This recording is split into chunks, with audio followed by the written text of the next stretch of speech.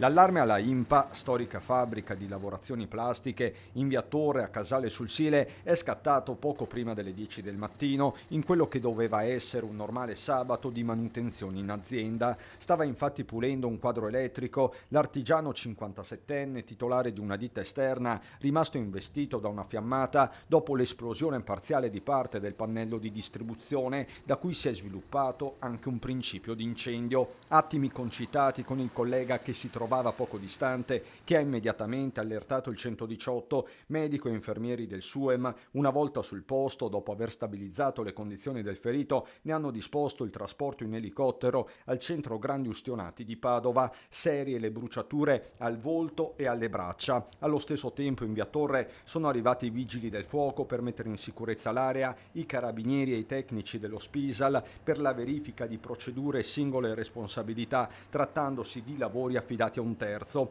L'artigiano 57enne pare stesse usando per operazioni di pulizia sul quadro elettrico un pennello, ma tutto va appurato. L'uomo, descritto come un tecnico di lunghissima esperienza, è della zona della vicina frazione di Lughignano. Da parte di tutta quanta la comunità di Casale sul Sile esprimiamo la nostra solidarietà a questa persona e a tutta la famiglia per quello che è accaduto e speriamo che non ci siano conseguenze gravi. Noi comunque siamo vicini e pronti a fare quanto ci compete per aiutarli. Dal sindacato si fa sentire la will per bocca del segretario Roberto Toigo, e questo in un Veneto che resta maglia nera. Solo nel 2025 sono stati 60.000 gli infortuni, 164 al giorno, 7 all'ora. Il nostro sistema produttivo ha qualcosa che non funziona, dice Toigo, che invoca proprio sul fronte della sicurezza un cambio di passo.